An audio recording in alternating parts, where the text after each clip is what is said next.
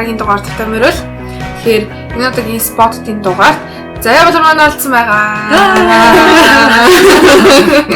Сайн байцгаана уу? Тэгээ араас нь гойдон байж дугаартаа орууллаа.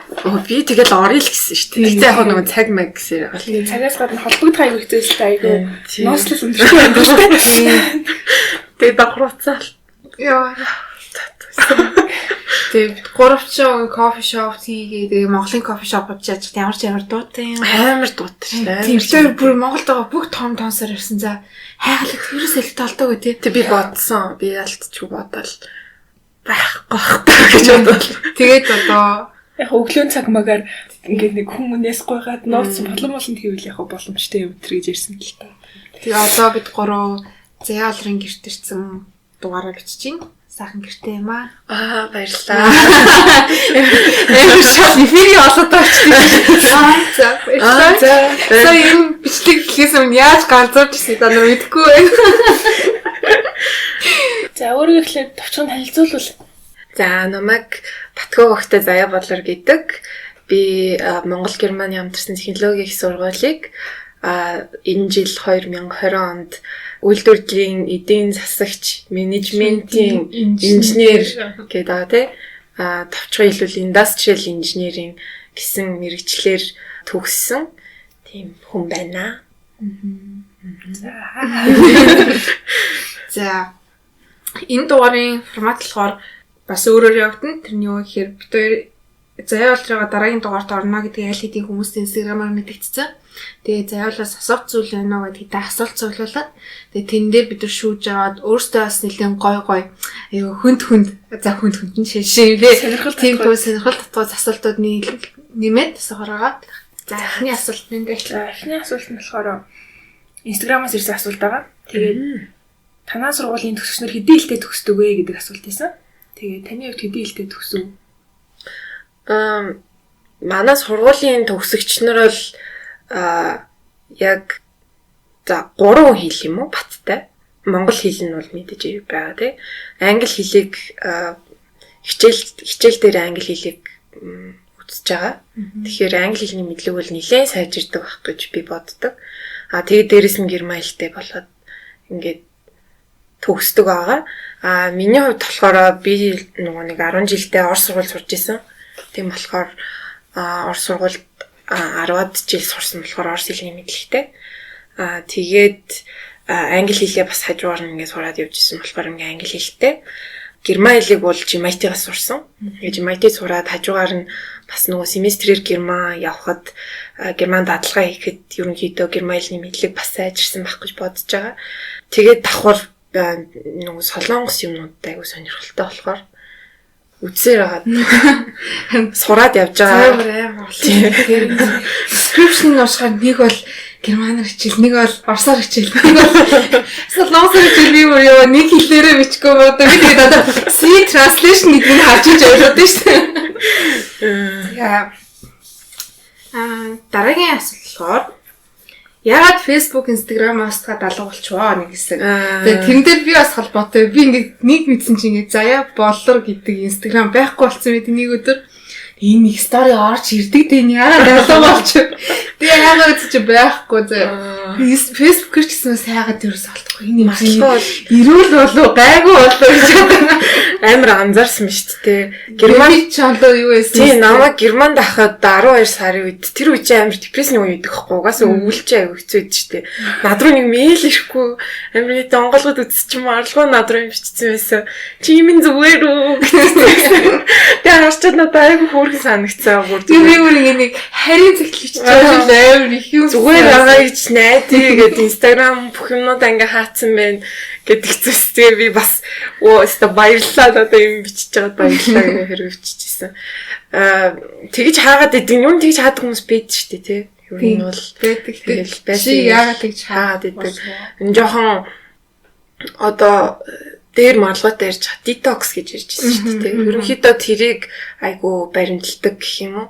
Хөвчлэн ингээд өөрийгөө анзаараад тахаар энэ Instagram юм уу Facebook дээр ингээд айгу удаан байгаад тахаар ингээд өдөрт би яалтчгүй арай их цаг энд өнгөрүүлээд ах шиг байна даа. Ингээд scroll хийгээл байгаа шүү дээ. Basically scroll хийгээл тэндээс яг үнэндээ ингээд хэрэгтэй юм байхгүй. Ингээ addicted болчтой тэг.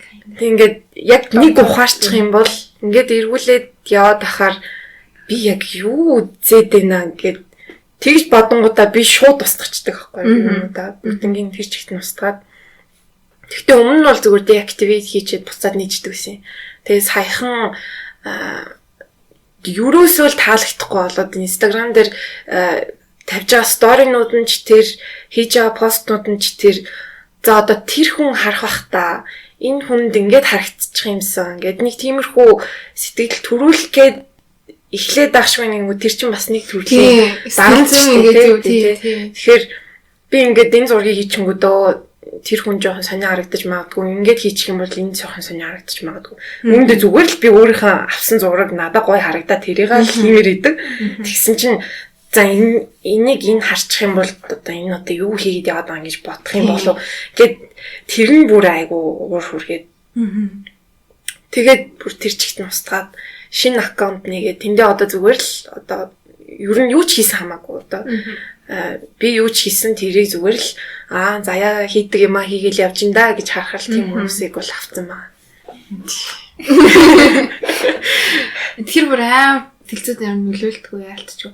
Тэгээ би бас нэг хэсэг яг тийм байгаад бүр нэлний үтсэн чинь миний фолловерстай танихгүй амар олон бид болцсон. Би нэг insecure зан гинт хөдлөл цаад цаг юм л бүх танихгүй хүмүүсээ хасаал фолловерсаа за тэгэл дараа нь өстэй хамаагүй зурагч надаа стори хийдэж амар пост хийдэж амар тэгэл амар тийм чөлөөтэй. Тэгэхгүй бол ингээ танихгүй юм ч юмсгүй бол амар янз янзын хүмүүс байгаад тахаар цаастай энэ танихгүй юм гэж бодчихоо дээ. Цаашаа ингээ ярьчих дээ. Одоо юу ч тийм хүмүүс чи амар ч тэгж чадмаа. Тэгэл та марлгуучин стори дээр тийм хийсэн билж тийм хийгээд явж байгаа юм байл шүү дээ. Гинт ярьдаг байхгүй. Тэгэнгүүт боддсон маас тээ. Миний сторинуудыг наларч гисэн гэж боддсон юм байна. Тэгэнгүүт за би энэ хүнийг гэж фолловерс руу орсон. Тэгвэл дараагийн асуулт нь болохоор Герман 9 сарын сая 5-нд явсан гэж хэлсэн шүү дээ. Чад яг ямар вэ? Яаж хамрагдав тэр хүн? Би чинь сая 4-р курстэй эхний семестртээ Фрайбергийн улуурхай их сургуульд нэг семестр оюутан солилцоогоор явчаад ирсэн. Тэр нь болохоор яадаг гэхээр манай сургууль тэр тэтгэлгийг зарлалтай шүү дээ, тийм 4-р курсынхандаа эхний семестртээ Германд одоо тэр улуурхай их сургуульд хичээлүүдэд үзчихэд гэж болно гэсэн одоо боломжийг олгодог тийм тэтгэлийг зарладаг байгаа. Тэрэнд нь одоо хамрагдаад тэмцээд тэтгэлгээ аваад тэгээд явсан байгаа. Тийм. Өөр ямар юм. Очиход ямар аа гэж юу. Фрайберг чинь өмнө нөгөө нэг очиж исэн, Summer School-ээр очиж исэн. Тэгээд яг уу миний хувьд нөгөө бусдуудаас нь жоохон ялгаатай юм нь юу байсан бэ гэхээр аль хэдийн 3 сар Германд ганцаараа амьдраад дадлага хийсэн болохоор ерөнхийдөө очиход бараг тийм санаа зовсон сандарсан тийм юм ерөнхийдөө байгаагүй. За би одоо ийм юм л хийчиндээ тийм юм л хийчиндээ энийг ингээд зохицуулчиндээ ингэчиндээ тэгжсэн болохоор ерөнхийдөө бол гайгүйсэн. Тэгээд яг дадлага хийн гэдэг чинь хичээл одоо их сургуульд сурахаас жоохон ялгаатай болохоор надад бол дадлага хийх нь хамаагүй хэцүүсэн. Одоо хичээл чинь болохоор яг бүхэн гоё дүрмээр явж байгаа шүү дээ. Чи одоо энэ хичээлд очиод суун лекцэнд нь суучаад тэгээд буцаад хүрээд ирнэ. Тэгэл одоо хоол моол ингээл зохицуулаад ингээл явна. Дадлага хийх чинь болохоор бас нэг тийм яг компанитай одоо яагаад ч тий компани хийгээд байгаа ажил хийж байгаас ер нь ялгаагүй болохоор илүү одоо тийм pressure expectation ихтэй ерөөдөө тийм байсан болохоор дадлага нь хамаагүй хэцүү байсан. Хичээл нь бол тэгэл болол өнгөрсөн шүү дээ. За дараагийнх нь болохоор дотор байранд цагаан алтан байх давуу боловсрол тал. Тэгээ хажуугаар нь Монгол болон Германд цагаан алтан байхын ялгаа. Гоё асуултаа гэдэг. Би чинь хизээл 2018 онд цагаан алтан болж байсан байхгүй. Цагаан алтан биш яг хэлэх юм бол ногоон алтан байхгүй. Одоо англиар хэлвэл цагаан алтан чи vegetarian гэж явдаг те. Ногоон алтан болохоор vegan гэж явдаг. Vegan-чууд нь болохоор яадаг вэ гэхээр амьтны гаралтай ер нь юу ч хэрэглэхгүй, идэхээс гадна юу ч хэрэглэхгүй. Тэгэхээр тэнд нь юу ороод байгаа гэхээр одоо зүгийн бол хүртэл орно шүү. Зүгийн бол хүртэл орно. Тэрнээсээ хажуугаар нь амьтны гаралтай одоо хувцас одоо арьсан хувцас ч юм уу тий арьс булга байна тийм юм онод. Тэгээд дээрэс нь одоо хэрэгжилж байгаа энэ гоо сайхны бүтээгдэхүүнүүд ихэвчлэн нөгөө нэг animal testing хийсэн байдаг. Эсвэл ихэвчлэн одоо нөгөө нэг тийм одоо амьтны гаралтай ямар нэг юм орцсон байж таардаг байхгүй хүмүүс мэддэггүй ч гэсэн зүгээр л хэлэхэд винонд гэхэд амьтны гаралтай юм орсон байдаг. Тэгээд тэр бүгдийг ингээд мэдээд тийм юм бүгднийг хэрэглэхгүй гэсэн үднээс явдаг тийм хүмүүсийг веган гэдэг юм л та. Би одоо бол яг 100% веган биш. Гэтэ яг хоо веган аль болох байхыг ингээд хичээгээд явж байгаа. Тэгэхээр дотор байранд веган байх нэг амар хэцүү биш ээ. Ер нь бол гайгүй. Цаа одоо ногоон бол веган хоолнд чинь будаа орчод байгаа болохоор будаа чинь тэгэл бараг их хувийн авчиж байгаа. Тэгэл зүгээр л хүн болгоны өдөр болго иддэг ногоонууд тий. Би болохоор нөө хүмүүсний хийддэг болохоор өөр тийм одоо хашч байна уу тий, хулууч байна уу тий, лууван зүгээр л тийм юмнуудаа махныхаа оронд арай жоох ихийг хийгээл тэгэл яг ялгаагүй шараал тэгэл өөртөө цаан хол гэдэг чинь нэг тийм амар хэцүү ш зүгээр өөрөө одоо committed байгаа тий. Би яг ингээл мах идэхгүй сүү идэхгүй цаан одоо тийм цагаан идэ мэдээ идэхгүй гэл гэх юм бол ерөнхийдөө хитгэн л юм хасагдчихж байгаа. Тэгээд өөрөө ингээд би айгу эрүүл амьдарч ин да. Тэгээд энэ чин цаанаа бас айгу тийм утга учиртай штэ. Веганизм гэдэг чинь эхний ээлжинд эрүүл байхыг хэлж байгаа. Ерөнхийдөө одоо мах тий ерөнхийдөө улаан мах гэж байгаа хгүй red meat гэдэг байгаа штэ. Тэгээд хям энэ юмнууд чинь хор тавдар үүсгдэг юунда орчдөг байхгүй карсиноген гэж нэрлэдэг байдаг. Тэгээд тэндээ орчдөг болохоор ерөнхийдөө эрүүл мэндэ даад явж гин гэсэн үг. Хажуугаар нь нөгөө нэг манай Монголд арай өөрлөлтөө. Гэхдээ гадаадд одоо Америкт ялангуяа agriculture гэдэг юм одоо энэ carbon footprint-ийг үлдээгээд байгаа маш том зүйлүүдийн нэг. Яг үүндээ машин тэр машинд хэрэгтэй тэр юмнуудыг үлдээж байгаа footprint бол нэг амар их биш. Тэгж яхад тэр их олон livestock-ыг айгүй олноор ингэж үйлдвэрлэл байгаад байлгаад шүү дээ тий. Тэднээс маш их carbon footprint гарч ирдэг. Тэгэхээр байгальтай ээлтэй байна гэсэн үг. Тэгээд давхар ингээ эрүүл байна. Ер нь тиймэрхүү яг амар ялгаа байхгүй. Тэр дураар юу цагаан алтан надад амар хайтагсан. Би ч бас нэгсэн юусан мах идэхгүй байсан байхгүй. Тэгээд өдөрчөө идэвэл ланч цагаан гэдэг 50 минут л уустай. Тэгэл тэрнийхаар ингээ би бас нэг хүмүүс иддэг байхгүй.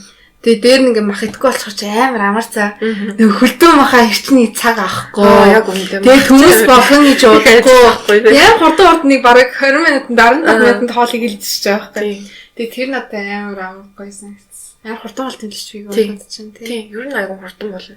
Тэгээ ч ингээд заримдаа нэг тэгээд идчих зүгээр шүү дээ. Байнгын мах идээд байх чи ер нь монголчууд чинь эрт дээр үеэс энэ маха өглөө цагтаа идээд зундаа болохоор цагаан идээд тулгуурладаг мах ерөнхийдөө иддэггүйсэн байхгүй. Тэгэхээр бас ингээд жоохон балансыг нь олоод тэгж явал заавал цагаан алтан байх албагүй л дээ.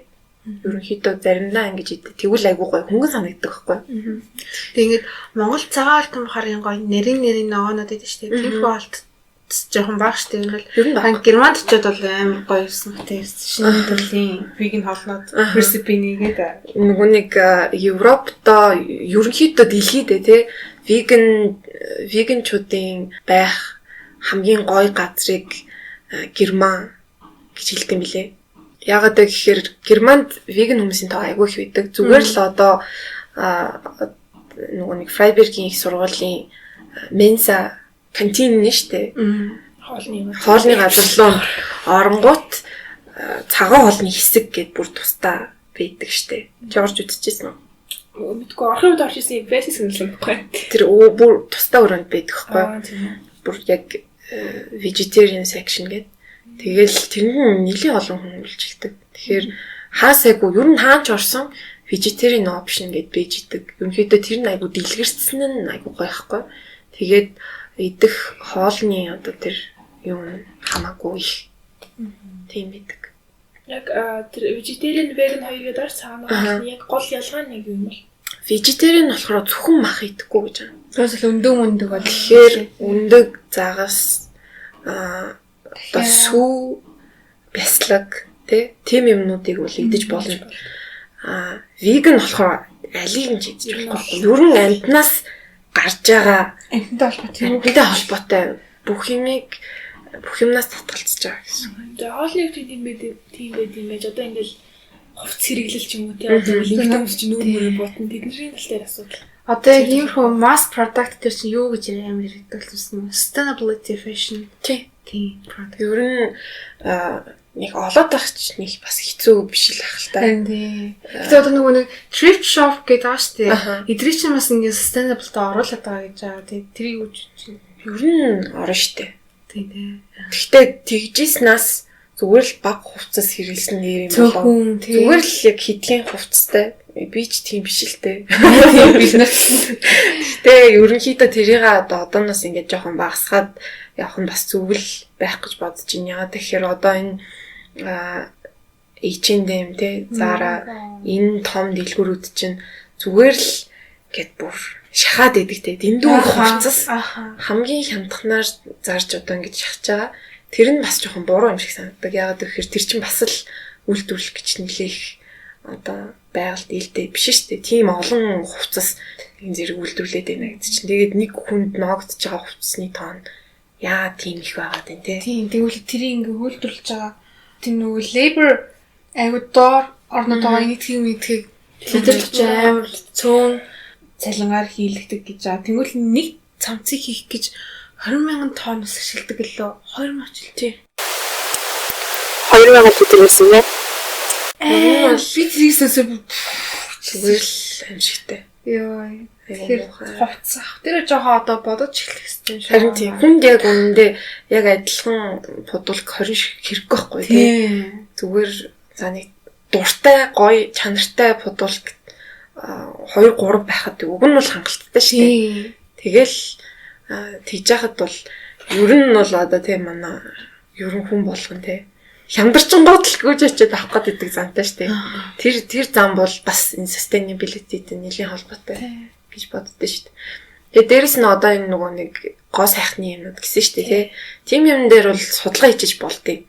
Одоо манай Монгол зарагдж байгаа ийм гоо сайхны юм уу ариун цэврийн юмнууд чи ихэвчлэн импортлж орж ирж байгаа юмнууд учраас тэднэрт нь ерөөдөө мэдээлэл байгаа. Энэ бүтээгдэхүүнд одоо animal testing хийсэн байх уу үгүй юу эсвэл ямар нэгэн байдлаар байгалж байгаа ээлгүй юм байна уу эсвэл зөвхөн нөгөө нэг ургамлуудаар хийсэн бүтээгдэхүүнүүд байдаг шүү дээ.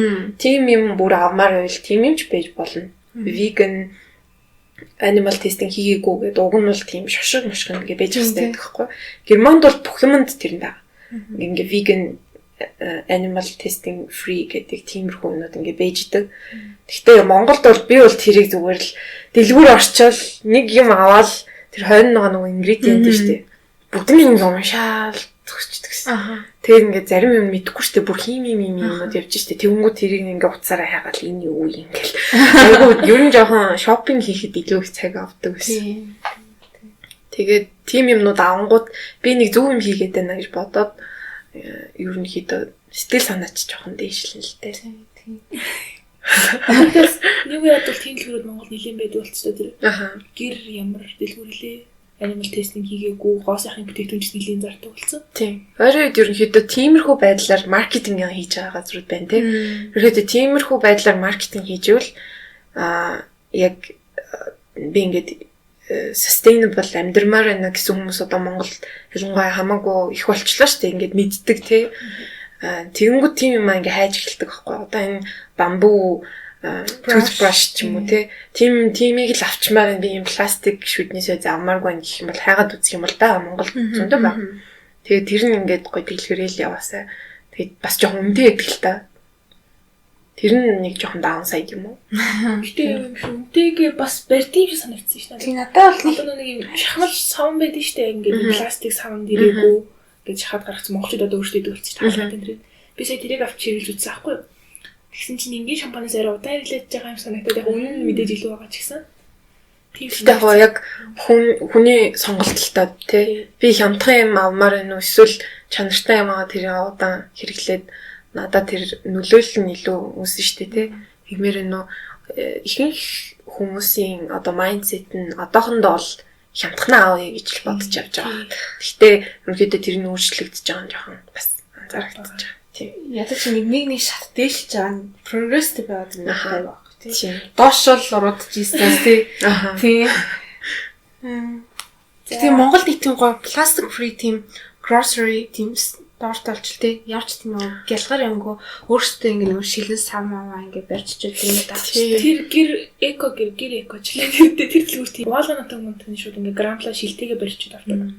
Тийм zero waste store хийлээ тий. Бүр ямар ч пластик байхгүй тийм байл ёо. Бид нар бас нөгөө нэг би наад чинь амар уусаа vegan гэдгийг дагаад энэ байгаль дийлтэй байх нь ингээд хамт ирчдэг болохоор энэ zero waste гэдэг юмыг ингээд судлаад явж л байсан л та. Тэгээд нөгөө TEDx бид нэр зөхиөсөн шүү дээ 19 онд л.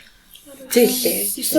19 онд зөхиөсөн шүү дээ TEDx MIT-г бид нар нөгөө нэг zero waste болгоё гэд хүн болгонд аяг өгөөд төвт байг өгчээсэн. Тэгээд ерөнхийдөө хог гарахгүй хичээж ерөнхийдөө тиймэрхүү ажилласан. Тэгэхээр ер нь юм тэр одоо стикгүйг оруулж болж байгаа байхгүй тий.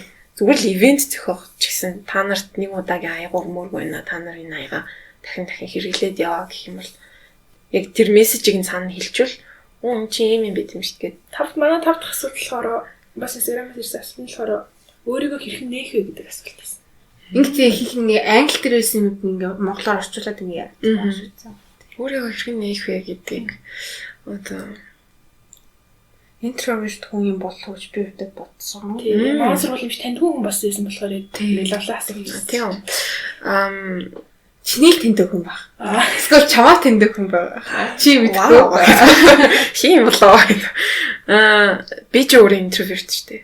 Би ч бүр амар introvert гэхгүй. Тэгэл Instagram хамаг юмуд нь private аваад шүү дээ. Ерөнхийдөө хүнтэй ингэж дотносох гэж айгүй хэцүү байдаг. Гэхдээ introvert хүн одоо ялангуяа манай мэргэжилтэй industrial engineering ажил дээр гарахад communication, teamworking skill те leadership skill иймэрхүү юмнууд хамгийн чухалдаа тооцогдоод байгаа шүү дээ тий. За өөрийгөө заяа чи нэг тийм introvert биш үстэй. Надад бол айгүй introvert юм шиг харагддаг шүү дээ. Тэгээд ялгаа нь яг энэ дэр харагдаж байгаа байхгүй яа. Тэгэхээр би маргалгаатай илүү тултна байхгүй. Нандаа харьцуулбал танихгүй хүмүүстэй би баг ярьдаггүй. Ерөнхийдөө дотносоогүй бол ер нь ярихгүй. Тэгэл намайг баг ингээд энэ хүнтэй ойртоход жоохон хэцүү юм байна да гэсэн ойлголт баг төрүүлэхээр тиймэрхүү байдлаар явдаг. Тэгээ миний занж тэгээд өөрөө тийм найзуудын хүрээч тийм том биш. Тэгэхээр заавал хүн болгонд таалах байх шаардлага байхгүй л дээ. Өөрийгөө яаж нээх вэ гэхээр тэгэхээр зүгээр эхний ээлжинд дотгошоо бийжиж болно гэж бодож байна. Гэхдээ яг уу ингээд дотныхоо хүмүүстэй гоё илүү дотн байж байгаа жоохон сонирмол авчлаа гэдэг. Тэгэлж би бодоод өөрийгөө яаж нээх вэ? Яаж нээх юм? Би нээх юм нэмэргүй шүү дээ гэдэг. Ари өөр тэр хэрэгтэй хүндээ нэг хэрэггүй хүндээ хаалттай л чи. Би одоо тэгж нээсэн юм бах та. Хинт нээсэн юм бол. Энэ асуусан зайтай холбогдоорой. Тусчлан Бичлээ. Тийм бичлээ. Яг уу ийм талаас ойлгож болох юм л та. Өөрийгөө яаж нээх вэ гэхээр би ч өөрөө амар тийм интроверт хүн штэ.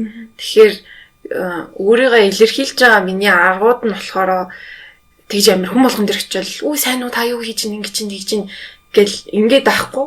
Миний ерөнхийдөө өөрийгөө илэрхийлдэг аргууд нь арай жоохон тийм дотгошоо тал руугаа гэх юм уу. Зураг аваад тэднийг хийдэг юм гэж болно. Тэнгүүд тэр зурагч нь намайг ямар нэгэн байдлаар тодорхойлж байгаа шүү дээ. Тэнгүүд би ингээд бичлэгнүүд хийж иж болно те. Зураг зурж ин те. Зураг зураад тэр зургаа аплод хийхэд энэ охин чинь зураг зурд юм ин гэд. Хамаагүй extrovert хүмүүс бол бичлэг хийхдээ өөр аргаар хийн те. Өөрийнхөө бичлэг харуулмаар байгаа. Сайн байцгаана уу ингээд ингэж хийж ийн. Би бол тийм хүн биш байхгүй те. Би бичлэг хийхдээ зүгээр яган дотор цай хийж байгаа бичлэгээ хийж байгаа бичлэг. Ерөнхийдөө өөрийгөө нээхэд айгүй олон өөртөө таарсан тийм аргаар л хийсэн дээр. Өөртөө өөрийгөө нээхэд тэр нээх гээд байгаа арга чинь uncomfortable байгаад ах юм бол болохгүй байна л гэсэн үг. Ер нь бол өөрийнхөө comfortable байгаа тийм юмудаар л өөрийгөө нээсэн дээр хата тий. Би бол тэгж л бодож. За дараагийн асуулт нь болохоор Монголд ирээд карантинд ямар байв? Одоо түрүү бас саалтан шүү дээ. Тэрнтэйгээ холбоотой хоол ундны асуудал энэ төр гарч ирсэн үү? Би нөгөө сая хэлсэнчлэн цагаан хоолтон байх гэж хичээж байгаа гэсэн шүү дээ. Тэгэхээр карантинд ахаар чинь би тэгэл би цагаан хоолтон байхгүй юу? Надад энэ махыг нь хасаад өгчөөч. Би сүү уудаггүй байхгүй юу гэд тэгээд ангууд юу гэж бодгоо те. Яг тийм тохиолдлуудад яалтчгүй мах идэд идэг учраас цагаан хоолтон байхыг хичээж байгаа гэж хэлж байгаа юм л та. Тэг карантинд чинь би яг 3 сарын 11-нд Монгол хил хаасан штэ. Хил хаагаад тэр үед манай ингээ үлзий тогтох гэдэг охинтой бит хоёр хамт яг 3 сарын 12-нд билетээ бичүүлсэн байсан. 12-нд ирэхээр байсан чинь өмнөх өдөр нь 3 сарын 11-нд хил хаагаад тэгээд бит хоёр тэнд чинь сандраад яана гэж бодоод тэгээд шууд өдөр болгон зүгээр л өдөр шүнжэнгүү элчин рүү залгаал юу руу залгаал даадтай яриад тэгээд мяттай яриад тэр мятыг чинь миний нэрийг мэддэг болсон. Чи заяа болор гэдэг хүмүүстэй би чиний хүчээд авсан штэ. Яагаад юм би залгаад байгаа юм. Тэр үе чинь сандаж өгөх гэж байгаа юм шиг их оронгүй болчихлоо. Яа намайг хохгүй байна гэж бодвол амар сандарч байгаа юм чи Монгол руу л харьяа харьяа гэж бодож исэн хүн тэгэнгүүт чинь ядж хаад яг нөгөө нэг нисгчээсэн өдрийнх нь өмнөх өдөр нь хил хаач гарч ингэж заяа яатсан юм бэ. Тэгж л бодд юм аа тий. Тэгээ байжсэн чинь яагаад чи мэдэхгүй азар 3 сарын 16-нд чартер нислэг гараад ирсэн. Тэгээ тэр үед ерөнхийдөө Герман, Европ тэгээд Америкт коронавирусыг ер нь сүртэй хүлээж авахгүй байсан шүү дээ. Тэгээд тийм болохоор Монгол руу ирье гэсэн хүсэлт гаргасан баг байхгүйсэн. Тийм учраас үлзий бит хоёр шууд нөгөө нэг чагсаалтаараа нэрээрээ шууд дээш ороод ирсэн байхгүй. Тэрнээс биш чадахгүй л байхсан ба. Угаасаа оюутныг хамгийн түрүүнд ихний нислэгээр аавна гэж бол хизэж байхгүй шүү дээ. Тэгээд айгүй азтайгаар 3 сарын 16-нд ирээд тэгээд 3-7 хоног карантинлэгдэж байгаа. Тэгээ тэр үед чинь бас айгүй амир тусцсан биш үсттэй гэж бодоод айгүй айсан. Манай нислэгээс яг хамгийн анхны авсан шинжилгээгээр 2-3 жил өвдсөн гэж гарч ирээд тэгээд яг хуу за гайгүй мэн гэд нөгөө үлзий бит хоёр чинь зочид буудлынээс өсөж тусгаарлагдаагүй өсөрч яваагүй. Тэгээд бийжсэн чинь манай хоёр дахь шинжилгээгээр ч үлээ эсвэл эхний шинжилгээгээр ч үлээ манай зочид буудлаас 4 хүн өвдсөн байна гэж гарч ирсэн байхгүй. Тэгээд тэгэхэр чинь бүр айгаад ерөнхийдөө тэр 3-7 хоногт яг энэ ариун цэвэр гэдэг юм. Амар чамлсан. Сахиж гарч ирсэн байдаг юм. Унтахтаа хүртэл маск зүгээр. Тэгээд би зүгээр нөгөө нэг хамгийн гол нь чинь гаднаас нэг амир их юм оруулж ирэхгүй. Санитол нь байсан. Тэгэл гарнаас цус гарчл ингээл өдөр болгон юу ягаал гараа ариутгаал. Тэгээд тэнд ахта би 3 савн дуусгасан байдیں۔ 3-7 хоногт 3 савн дуусгасан. Тэгээд айгүй эрүүл байх гал те.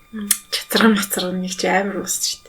Тэгээ 2 удаа шинжилгээ өгчөөд өвдөгөө гэж гарч ирсэн байт юм аа. Тэгчмээсээ ойрхон нэмэгдэйлсэн штэ. Ер нь айгүй амар ирсэн. Тэгээд сэтгэл зүйн хувьд ч гэсэн бас айгүй хэцүү. Ер нь гадаадаас ирж байгаа хүмүүсийг айгүй муу хашмжилж байгаа штэ тий. Яах гэж мэдээ. Би бүр тэр коммент хийж уншаад бүр ёо өдр юм. Хэрвээ айгүй муухай байхгүй тий. Жохон муу санагдсан. Нэг хэлэхэд уншаад тахаар гадаад амьдарч байхгүй яасан. Яг үндэ ирж байгаа хүмүүс чинь бүгдээрээ өөр өөр түүхтэй байгаа тий. Тэрийг ерөнхийдөө бол харгалцаж үзэхгүй байхгүй. Тэгэхээр тэр муухай шүмжлэлээ болоосоо гэж хүсэж байна. Хүний бүс нь хаа нэмэ. Харин би За дараагийн асуулт энэ дээр нэлээх цаг авна гэж би бодож байгаа. Тэр юу гэхээр хизэнээс яг яагаад K-pop сонсож эхэлвэ? Заяа шиг надтай танилцсан нэг K-pop сонсдог биш үгүй юм аа. Та хоёр ер нь K-pop-ын талаар юу гэж боддیں۔ Тэр чинь нэг хэлмээр байна. Ямар муухай.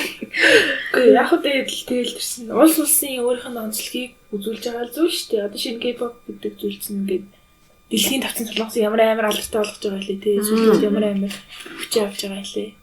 Нэг хэсэг бас used to be K-pop ч шүү дээ. Айдуу болол бэлцэн болохоос. Хэд хэлээгэл нэг амар ингээл бадна харалт нэг амар хүмүүсээс энэ тэнд очиж хэлүүлээгээ зөвлөл өгдөг. Тийм бол мэдээж биш.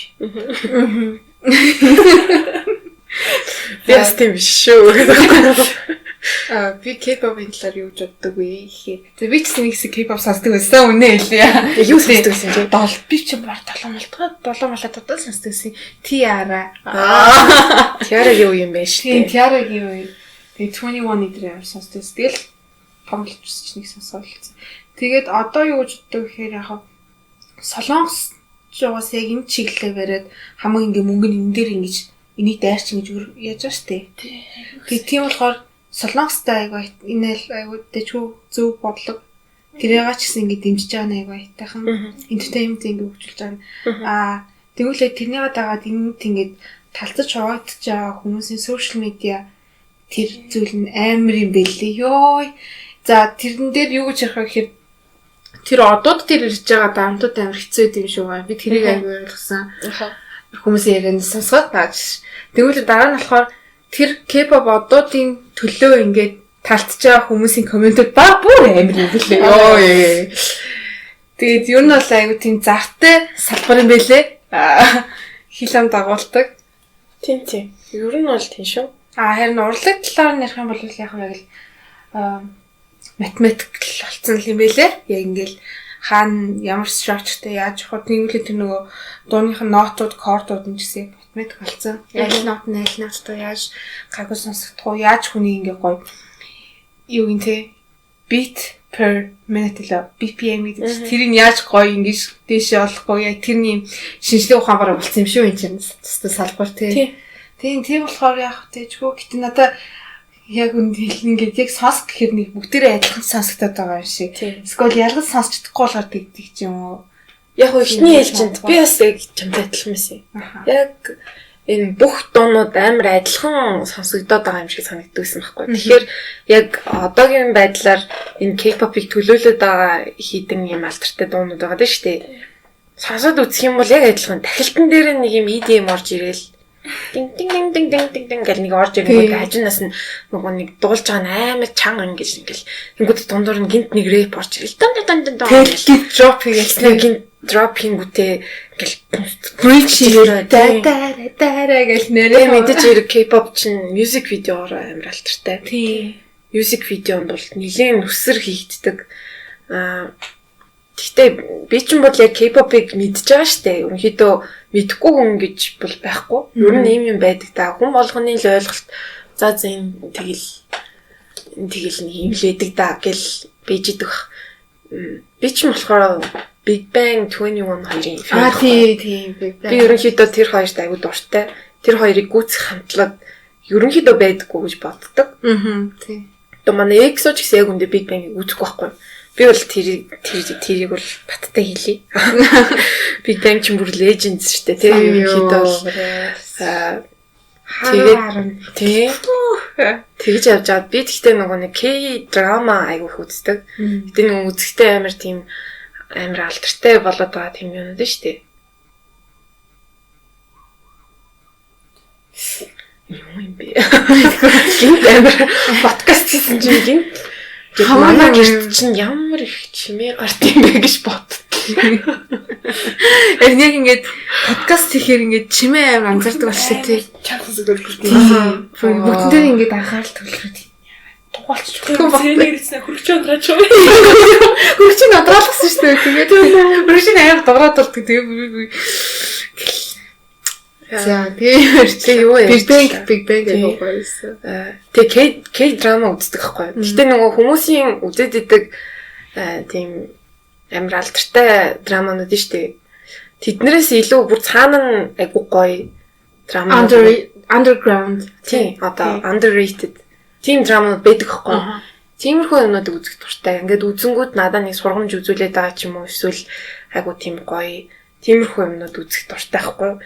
Тэгээ би нэг драма үзэж чаад нэг залуу айгуу гоё харагдаад болтгоо.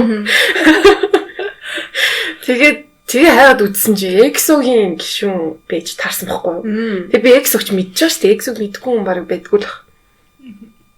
Тэгээ юу илээ гэд судлаад үзчихсэн чинь за би зөвхөн энэ гишүүнийг Chanyeol та Chanyeol-ыг л шүтээ гэж явж ирсэн аа. Гинт ингээл явж ирсэн аа. Гинт харсан чинь за би дөрвөн л хүн шүтээ гэж болж ирсэн аа. Гинт явж ирсэн аа. За ерөөсөө EXO-гийн одоо 9 гишүүн эсвэл гоё юм байна гэл амар ер нь нэглээ орсон. Гэхдээ тэгэж амар орсон нь яг нөгөө Германд дадлага хийж явах үед.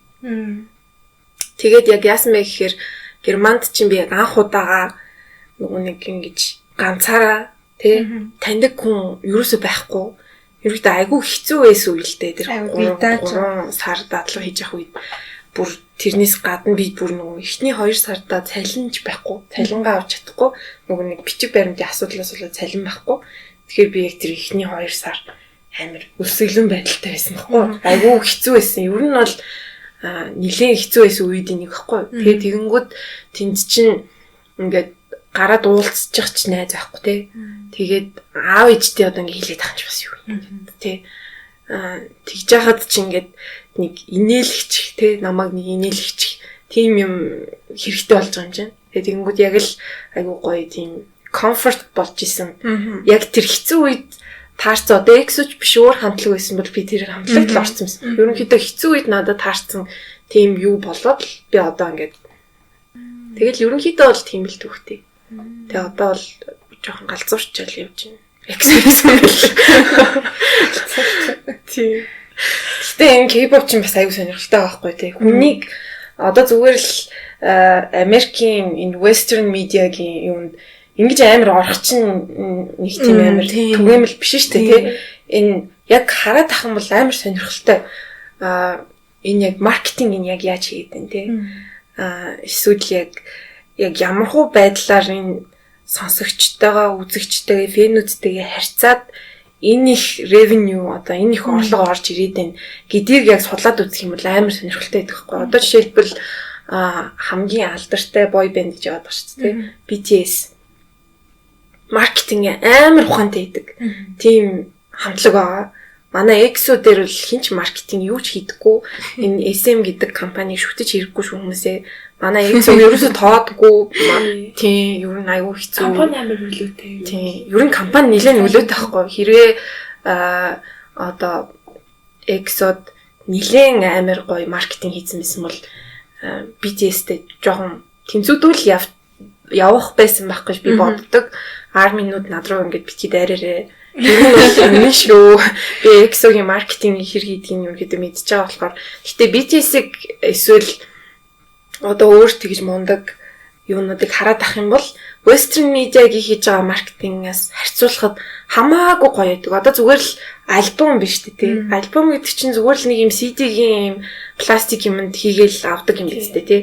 Тэгэхэд энэ K-pop industry дээр альбомыг нь авах юмсан гэсэн хүсэл төрүүлээд шүү дээ. Яагаад тэгэхээр альбом нь амар олон өөр гоё концепттэй байдаг. Одоо шилбэл зүгээр л энэ ширэн дээр байгаа EXO-гийн альбом байна л та. Алин Delight гэсэн үү? Тийм, энэ Delight бол сэтгүүл шиг хийсэн байгаа байхгүй юу? Сэтгүүл шиг хийсэн. Хараар хийх юм. Оо, тийм шүү дээ. Сэтгүүл маягаар хийсэн тийм юу байхгүй юу? Задал амар яах юм. За зүгээр. Тэг ингээд дотор нь аягүй хүрхэн бикини зурагтай. Яа бикини. Энэ яг сэтгүүл шиг үнтэй. Яг сэтгүүл шиг хийсэн байдаг байхгүй. Тэгээд ингээд дотроо ийм фотокарт, стикер инээ тэрэ бүгднийг оруулсан. Тэгэхээр ерөнхийдөө мерч зараад байгаа л гэсэн үгтэй. Тэгээд тийм байх тий. Та нар ингээд CD-г нь авна. За ингээд гартаа байж үзэж байгаа. Миний одоо 3 дахь хамтлагийн альбом боллоо. Ваа, Миний хамгийн Би тэр альбом хоёр байсан. Тэгэхээр ер нь энэ entertainment company-нуудын маркетинг гэсэн юм амар сайн ажилтдаг байхгүй. Тэгээ тэр нь бас айгуу сонирхолтой шүү дээ. Бүгдээр ялангуяа industrial engineering-ийн мэрэгчлэр сурж байгаа хүүхдүүд бүртээ. Яг үндэ энэ манай мэрэгчил чинь амар олон тарал руу хөвөрж болохоор тийм мэрэгжин шүү дээ. Entertainment industry руу хүртэл хөвөрж болохоор. Эхнээсээ хөрвөөд байгаагүй цааш. Тэгэхээр ингээнэ энэ дээр чи ингээл орохоор те энэ альбомыг зүгээр ихний юунаас нь сүүлийн product гаргахад supply chain management орж ирж байна тийм. Тэгэл ийм айгу сонирхолтой байдаг байхгүй маркетингийн харахад ч гэсэн сонирхолтой. Тийм. Айгу тийм нөгөө нэг юу гэдэг чтэй яг ойлголтууд K-pop-ийн фэн гэхээр ойлголт тийм stereotype гэдэг. Хэрүүл хийгээл явж идэг. Ерөөсөө миний хайр гэх би бас миний хайр гэдэг л дээ. Гэтэ тэ энэ өстө миний найз байна гэж бас тэгдэг хүмүүс одоо бүр delusional те. Тэгэнгүүтээ миний юм жоох охтууд 12 13 настай охтууд байгаа гэсэн ойлголттой байдаг. Үгүй л дээ. Үгүй л хэрүүлэг гэдэг. Үгүй ахгүй. Яг үндэ ингээ ажил хийгээд те хажуугаар нь ийм дууг нь гой сонсоод би яг үндэ EXO ингээд гоё харах гэж биш. Дуунууд надад аягүй таалагддаг байхгүй юу? SM Entertainment-ийн music production амар өндөр чанартай байдаг. Тэгээд тэрнээс нь болоод ерөөхдөө сонсдог. Манай Baekhyun жишээлбэл R&B дуунууд, R&B, K-R&B дуунууд гаргадаг. Байхад одоо манай Chain балладууд гаргаж чинь тий. Ерөнхийдөө тиймэрхүү юмнуудыг гоё сонсоод production-ийг яаж хийсэн бэ? Цаана нь үе шатууд яг яаж явчихна гэсэн талаас нь яг харъя гэх юм бол K-pop гэдэг чинь амар сонирхолтой тийм индастри байгаа байхгүй тий. Тэгэхээр бас юм өнгөц ойлголтоо бас байлаасаа гэж хүсэж байна. Нөгөө нэг ийм бүр систем үүссэн маа шүү дээ тий. Trainee system гэдэг ардаа ийм entertainment company-нууд нь амар алдартай яваад шүү дээ тий. Western media-д бол одоо Lady Gaga-гийн компани юу ингэнгүүд мэдгүй шүү дээ. Тэгэнгүүт Солонгост бол за EXO гингүүд SM, BTS гэх юм бол Big Hit гэд те. Twice гэх юм бол JYP-гээр явж гин, Winner гэх юм бол YG. Ингээд цаадах тэр компани хамт яваад байдаг юм. Тэрнийх нь учир нь болохоор тэр компани бүх юмыг нь хийж өгч байгаа байхгүй. Амар тийм экстрим хөдөлгөөнүүд хийж байгаа хажуугаар нь ингэж мундаг дуулж чадчихна гэдэг чинь амар олон жилийн тийм бэлтгэл шаардах тийм юу байхгүй. Тэгээ тэр бэлтгэлийг нь хангаж өгч байгаа компани цаана байж байгаа байхгүй. Тэгэхээр бас шал өөр системтэй явж байгаа. Манай EXO бол K-pop industry дээр хамгийн сайн дуучид гэж одоо consider те. За энэ дээр үгүй гэж хэлж байгаа юм те би хэрэлдэн. Тэнгүүлээ тэр чинь ингээ амар камераа шууд ингээ catch хийдэг юм л шүү дээ. Амар камераа eye contact үүсгдэг. Тэнгүүлээ ингээ би нэг юуны Blackpink-ийн нэг тийм edit version үзсэн байхгүй видео. Тэнгүүлээ ингээ аим өөрөөр хувцастай. Тэгсэн мэт камерын ингээ авалт нь яг адилхан. Тэнгүүлээ ингээ хувцас нь цаанаас ингээ яг адилхан бүжиг нэг өнцгөөс аваад омлоо хувцас нь өөрчлөлт гэж шүү дээ. Тэр надад амар гоё санагдсан. Тэгэхээр нийлүүлсэн биш. Тэгэхээр бүх тоглолтын тайз юунууд нь хоолууд нь тийм аль хэдийн ингээ төлөвлөсөн системтэй тэр өнцгөөс ингэж аавн тэгж ойртуулна ингэж холдуулна те. Тэр нь амар таалагдсан. Тийм ер нь яг юм гоё. Бүх юм нь яг системээр ингэж явж идэг. Яг дараалалаараа. Comeback хийлээгүй юу шууд одоо Music Bank, Inkigayo энэ газрууд руу бүгдэнд нь performance хийх хэрэгтэй те. Яг тэгэнгүүт яг адилхан өнцгөр ингээл явж байгаа. Тэгээ тэр айдлууд ч бас камера яг тэр секундэд яг тэнд камера байгаа гэдгийг сурч байгаа хгүй тий. Харин тий. Бас тэр нь амар сонирхолтой тий шүү. Амар их юм ирчлээ. Ягса дээр. Одоо чам дээр юм ирэх биш яах вэ? Тий штэ. Одоо амьдрал штэ. Тий. Сандараач асуулахаар таны өөрийн гаргасан сэтгэл гэж байдаг штэ. Одоо хамтарч гаргасан ба сайн. Тэр сургуулийн маркетинг тэр нөлөөсөн, сургууль сэтгүүлийн маркетинг тэр нөлөөсөн. Манай сургуулийн маркетинг Зүгээр жирийн маркетинг гэдэг чинь за яг хөө те манай сургууль иймэрхүү мэрэгчлүүдээр явагддаг, англи хэлээр хичээлүүдэд үздэг, дотроо гой клубүүдтэй багш нар нь мундаг германых те герман мэдлэг, монгол ухаан энэ л айгу бейс ахгүй те. Яг энүүгээр л явж байгаа гэж би бодож байгаа. Тэнгүүд хажуунаас нь орж ирж байгаа одоо энэ хийж байгаа подкаст хүртэл манай сургуулийн маркетинг болох байхгүй. Тийм учраас ийм юмнууд ингэж нэмэгдэж ирснээр сургуулийн талаар ерөнхийдөө мэдлэг нь илүү хүмүүсийн одоо сонирхол нь илүү дээшлэх байх гэж бод. Сургуулийг дагаад сургууль биш арай өөр өнцгөөс нь бас харж байгаа. Тэрнээсээ тийм байхгүй. Тийм хүүхдүүд юу хийж ийн чөлөө цагаар ингэж эхнийний хорвонд ороод юу ярьж байгаа тэр хүмүүс сонирхолтой тийм. Өрөөндөө доторанд яаж заваарч эсвэл гоё амьдарч байгааг хүмүүс бас мэдээ. Тэрингээ гоё тэр давдлаа ашиглаад маркетинг хийлээ амтайчгүй байх. Тийм. Ер нь тийм байхгүй.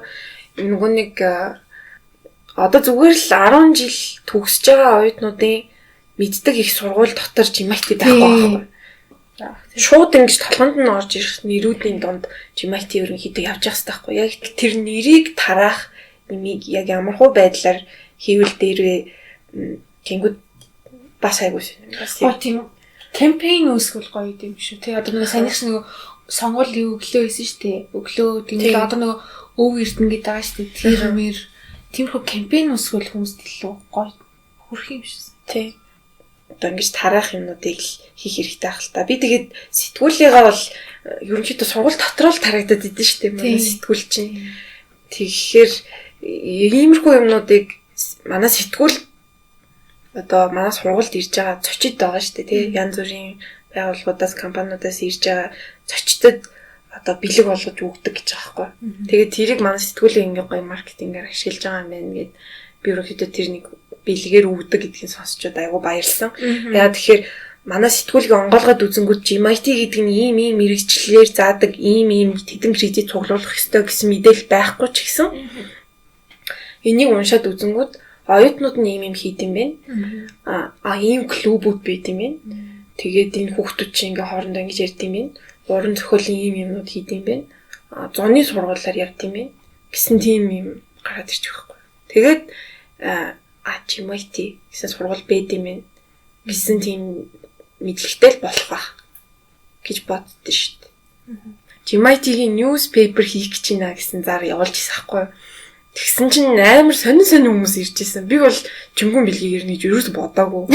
Тэгж хүрээд ирдیں۔ Би сэтгүүл хийж исэн юм аа гэд. Тэгэхээр бүр ямар сонин байж одоо тэр хүмүүсээс ирж байгаа тэр санаанууд айгүй гоё. Гой санаанууд гарч ирдэг. Тэгээ тэрийг чи ингээ айгүй гоё болгоход би бол энэ сэтгүүлийг хийгээд амар олон юм сурсан. За ийм фонт чи энэ фонттой таардаггүй юм байна. Энэ дээрээс авж байгаа энэ зай, доороос авж байгаа зай, энэ зургийг ингэж хийхгүй болохгүй юм байна. Энэ transparency-гийн жоохон багасыг наашлуулъя, дээшлүүлъя. Энэ фонтны хоорондох зайныг болж өгөхгүй юм. Би ч айгүй perfectionist болохоор энэ яг сэтгүүлийг хийх гэж би бүр нэг за нэг 7 хоног шүнжэнгөө ингээд суугаал идэг. Тэгээ энэний яг цаадах хүчин юу гэхээр хүн чинь ингээ гоё дуртай юм а хийхээр бид нар яг үүндээ эндээс ямар ч мөнгө авахгүй байгаа шүү дээ. Зарахгүй байгаа. Бид нар энэ сэтгүүлийг айгүй хөлмөрөөрөө хийж өгчөөд PR дүгэнгүүт PR зүгээр хевлэж өгж байгаа юм бид нарт айгүй гоё яддаг хгүй. Ямар ч мөнгө өгөхгүй, яахчгүй, ихчгүй тэгж байгаа мөртлөө би зүгээр айгүй дуртай болохоор надаас нэг юм бүтээл гараад шүү дээ. Энэ чинь бас нэг art form тий. Бүтээл гараад ахад зүгээр тэрийгээ хийх дуртай болохоор ингээд бүтэн 7 хоног өдөр шөнөгүй сууж гаргаж ирж байгаа юм байхгүй. Дүүрэг юм бичсэн юм бас ямарсан. Би дүүрэг ерөөсөө тийм бичих бод. Яг би дүүрэг тиймэрхүү бичний тийм мэдсэн гэдэг тийж амар бүр тэрхэн ингээд ортол юм бичсэн гэж өрөөгөө тэр чинь унссан шүү. Тэгэл хүний хэсэг чинь ингээд дүүрэг ямар юм биш тийм чи тэр охин юм бөө гэсэн яасан. Дүүрэг чинь нэрээ ийм амьдрал туулсан юм уу? Яасан юм нэг шээ. Бүр амар гоё dedicationтэй явдаг. Сэтгэлээсээ гараад ингээл уулзахаар дүүрээ ингээ хурж ирэнгүүтээ би нэг эхлээд уг нь эхний институт дээр орох байжгаад тэгж чадахгүй болоод дүүрээ өөрөө би нэг хангалттай референс авч чадаагүй байна. Би яг энэ хүний оронд орж чадахгүй байна. Би яг нэг ийм амьдрал яаж явагддгийг дахиж нэг сайн судлаад би нэг за гэр хороол руу явж ирдэг ч юм уу. Тэр хаваар хүмүүс яг яаж ирдэн тэрийг би жоохон судалчаад энийг би яг ингээд гой бүтэн болгочоод оруулмаар байна. Дараагийн үндэ оруулаад идэх үү. Бүр тэгж их гой сэтгэл гаргаж байгаа надад амар. Яг сэтгүүлч шиг ажиллаж байгаа сте. Ихчин сэтгэлж байгаа. Тэгээд ихчтэй ингээд үзүүлдэг. Би энийг ингээд үзүүлж ингэж ингээд тэгэхээр тийм гой санаа гаргаад байгаа юмнуудыг би ингээд харахаар ямар гоё юм бэ гэж боддог байхгүй юу. Одоо болохоор нэг кино нэг дууны хэсэг рүү оръё. Тэгээд та болохоор бит хоёр кино болохоор Memories of Murder гэдэг 2003 оны Bong Joon-ho. Энийг киног recommend хийсэн. Бага. Тэг ингээд хараад үзгүй энэ нэг саяны Parasite хийсэн кино нэ. Тий, тийш дээ. Жүжигчин ч бас Okja хийсэн. Тэгээд Okja үзсэн. Тэгээд үстэл за тэгвэл нэг энэ яг сонирхолтой байгаа гэж ингээд нээсэн чинь триллер хийсэн тий. Тэг аллах. Цагдаатай. Надад тийг сацсан энэ кино дахиад үзэх тоолонд өөр хүн байж болох юм байна гэсэн сэтэл ингэж харагдсан. Харж байгаа харцсан бүр ингээ нэг eye contact юу гэж чи бүрстэ гоё хэсэг олж авсан байна. Тэр чинь ерөнхийдөө киноныхаа талаар товч тайлбарлал Memories of Murder гэдэг Солонгосын алдартай Bong Joon-ho найруулагчийн 2003 онд гаргасан кинонуудын нэг нь байдаг. Би тэгээд энэ киног сонгосон шалтгаануудын нэг нь юу гэхээр 19 онд Parasite гэдэг кино түүхэн одоо ийм гадны кино Best Picture хочж байгаагүй. Тэгээд би тэр найруулагчийг ерөнхийдөө тэр Parasite гэж гараал ерөнхийдөө нилээн хүн болгонлоо Parasite гэж хэлсэн шүү дээ. Тэрнээс нь өмнө би яг энэ Memories of Murder гэдэг киногоор нь мэддэг гэхгүй юу. Миний ерөнхийдөө хамгийн дуртай кинонуудын нэг. Тэгээд араас нь Snowpiercer ингэж гаргасан мэдэг. Okja би ч нэг vegan болохоор тэр Okja гэдэг үл тэр veganism agricultureтэй айгуу тийм холбоотой тийм кино. Тэр нь айгуу гоё санагдав. Mother гэдэг кино байдаг. Бас айгуу гоё кино. Mother бол зүгээр те бүр what гэмээр тийм кино байдаг. Айгуу гоё найруулдаг тийм мундаг найруулагч ихгүй юу. Тэгээд хүмүүс зүгээр зөвхөн Parasite гэхгүй ерөнхийдөө шилдэг кинонуудын нэг ихгүй Memories of Murder-ыг үзэрэй гэж хүссэн. Тэгээ энэ кино нь болохоор жинхэнэ амьдрал дээр тийм суурилсан тийм real life based тийм 1986 онд Hwaseong Murder Case Serial Killings гэсэн Солонгосын хамгийн анхны serial killer тийм ерөнхийдөө Солонгосын хамгийн алдартай цуврал аллагын хэрэг байдаг байхгүй юу.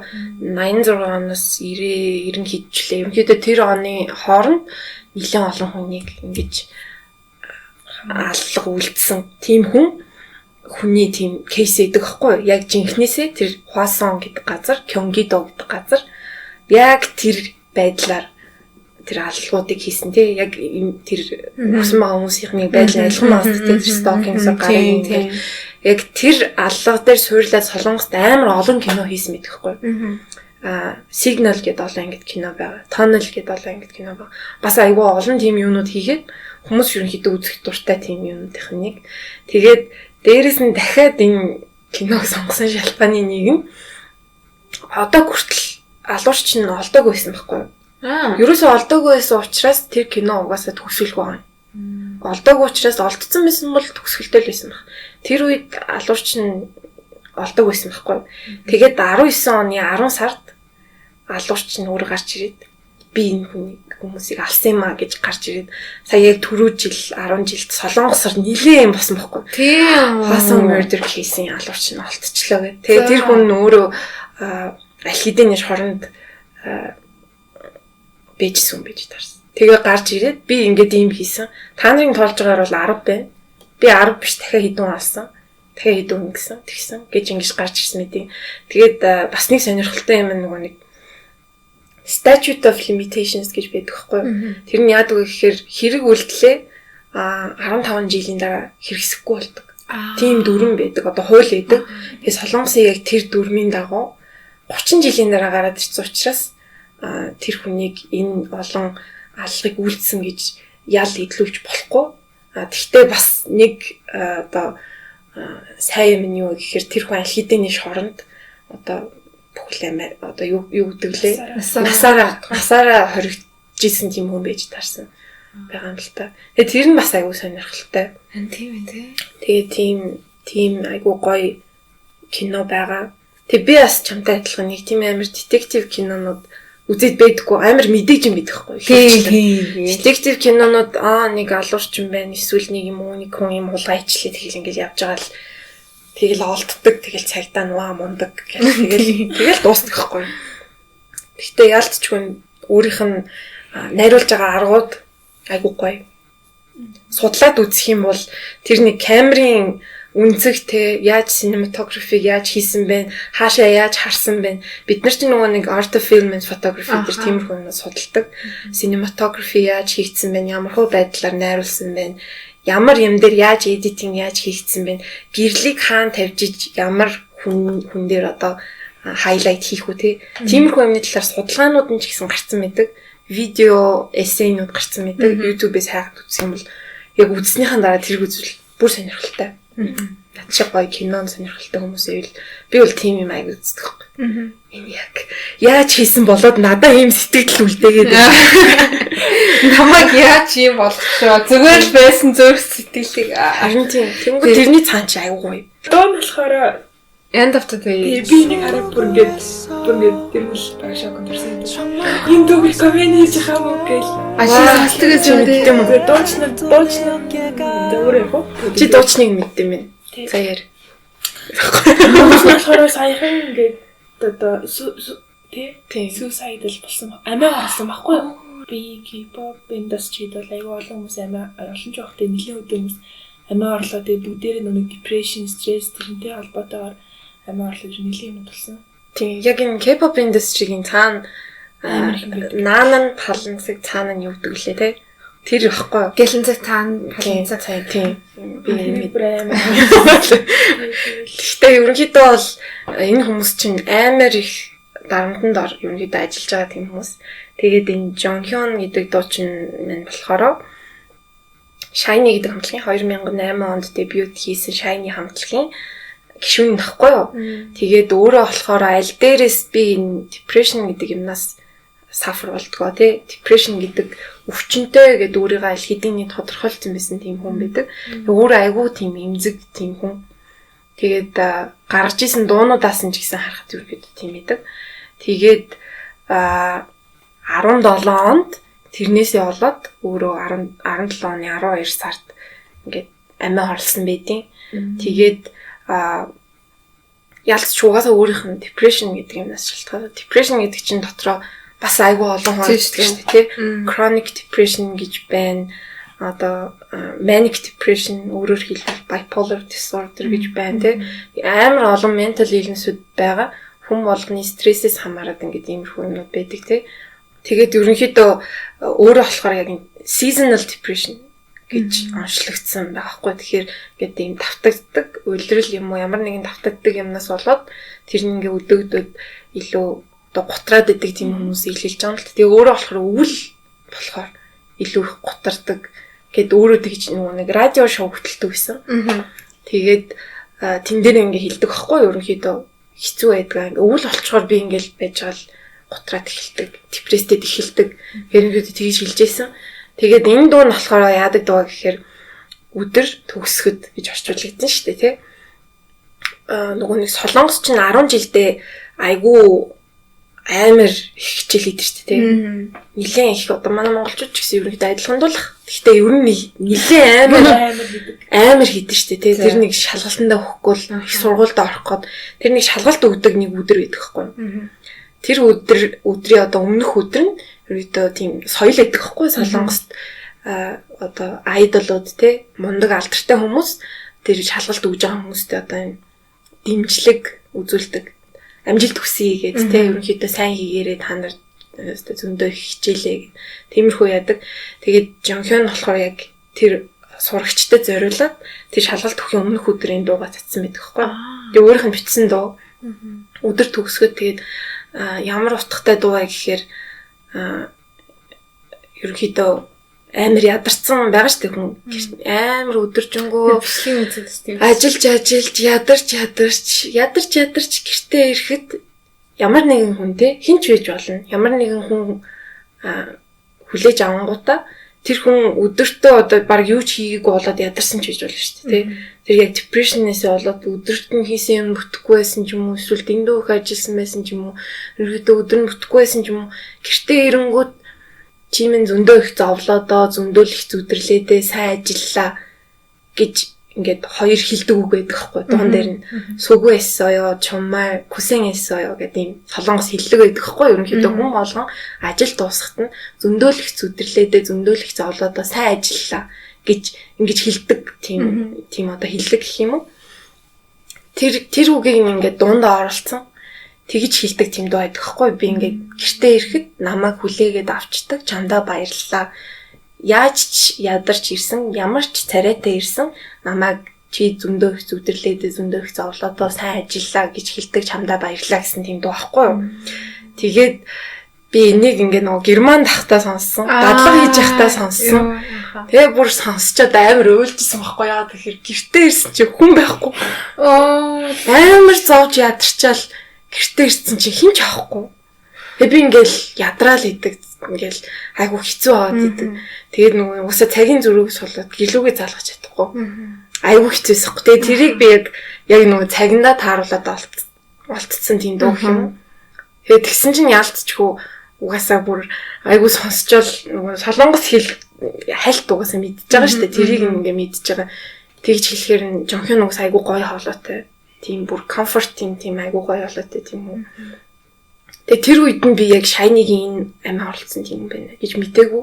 Сонсчоод уйлал эхэлдэг байхгүй амар уйлчаад дараа нь судлаад үзсэн чинь энэ дууга өөрийнх нь нохоодо зориулж бичсэн байж таарсан. Гэртээ ирэнгүүт нохоо нь бийж идэг. Айгу хөрхөн тэгээд намайг хөтж авдаг чамдаа баярлалаа гэж бичсэн дуу гэж таардаг байхгүй. Тэгээд ингээд айгу ми хайртай дуу гэх юм. Аник зөв цагтаа зөв үедээ сонссон доо. Харин тийм. Тэгээ би яг нөгөө төгсөлтөн дээрээ үг хэлсэн шүү дээ. Яа тийм. Гэхдээ үг хэлэхдээ юу хэлэх вэ гэж бодож байгаа. За би заавал нэг үг хэлээ даа гэж бодохдоо you worked hard, you did well, good work гэж хэлээ гэж бодоод яг тэрийг яг биччихсэн байхгүй. Яг энэ дууны үг явж байгаа. Тэгээд ерөнхийдөө хинч байсан те ерөнхийдөө айгүй хичээж ажиллаж байгаа. Тэгээ яг энэ мессежийг хэлье гэж бодоод энэ дог сонгосон мэдээ. Би утгыг одоо л ойлголоо. Йоо тэгээд хиний зайлшрын төгсөлтөн дээр хэлсэн үгээр амар гоё. Цэгнээс тэгж хэлчихсэн байхгүй. Би өмнө ирсэн гэж юм спич ингэж амар яг ингэж ойлгож ингэж гоё анхаарлаа төлөвлөж ингэ сонсож байгаагүй. Аагуудгаа л ингэж бүр ингэж ахаа тийм шүү гэж хэлсэн ингэ дагаад ингэж амар follow up хийж сонслоо. Би бүр амар чичирсэн шүү дээ энэ дээр гарчаад яана намайг хүмүүс чичирч байгаа гэж бодож байгаа. Амар гоё ирсэн. За тэгээ тийм юм байна. За их сайхан ярилцлаа. Айгу удаанч подкаст. Гоё тэгээд мэдсэн хамгийн одоо подкаст л тий. За их үзгүй ах уу. Тий. Гүт хүн ч баг тэгээд ер нь л айгу тухтай ярилцлаа шүү дээ. Би бол дахиад сууж байгаа. Би энэ зүгээр амар шаргадчихээ. Надад бас ингэ. Хажууд харан юм уусч чи бүр ёо. Тэгээд цаг зав гаргаад бүр ингэ гэртээ авчираад байлаад подкаст ондоо усаад байлаа. Подкаст хооллоо даа. цаг гаргасан баярлалаа. Намайг урьж авчирсан баярлалаа. Айгу гоё юм хийж байгаа юм байна. Би сонсож байгаа. Сонссон тийм. Introduction-ыг нь сонсоогүй юм байна. Уушлаа сонссон доо. За. Тэгээд ингээд одоо дөрөвт дугаар болж орно шүү дээ, тий. Тэгээд баярлалаа. За. K-pop ертөнцөөр аялуулсан баярлалаа. Зэрэг айгу сонирхолтой байж тээ. Энэ дундаас ойлгоход бол юм ингээд өнгөцөх юм биш амар гүн рүү хардаг юм шиг санагдлаа. Өө чи амар тип. Амар шиг тип. Монголд хоёр айгу таарад идэв шүү дээ. Тийм дипэрээ гэхгүй. Тэр юм яахгүй болтой хацаараа ярьдаг. Short brain sick гэдэг. Ойлгож байна би ч юм ойлгож байна. Нэндээ тэр шал өөр хүмүүс тээ. Угаасаа амар би бас тийм гүн төрлийн юм биш. Дээрэс нь за юм байна гэл. Гэхдээ шаардлагатай гэж үзсэн тохиолдолд амар багж амар цудаг. Тэгэл бас тохиолдол тэгэл ингээд нэг айгүй олон өнгөцгийн юмнууд нийлж байгаад нэг амар том болдог. Тэгэхээр нэг ингэж зодлож гаргаж тавьчаад тэгэл буцаагаал хаагаал нийлүүлж байгаа нэг гаргаал. Тийм хин энд болохоор нэг юм нэг ингээд өөртөө 50 байдлаар ингээд ингэждэг байхгүй юу? Тэгэл тэр I don't give a fuck гэжтэй. Гэтэ тийм гоё яахгүй.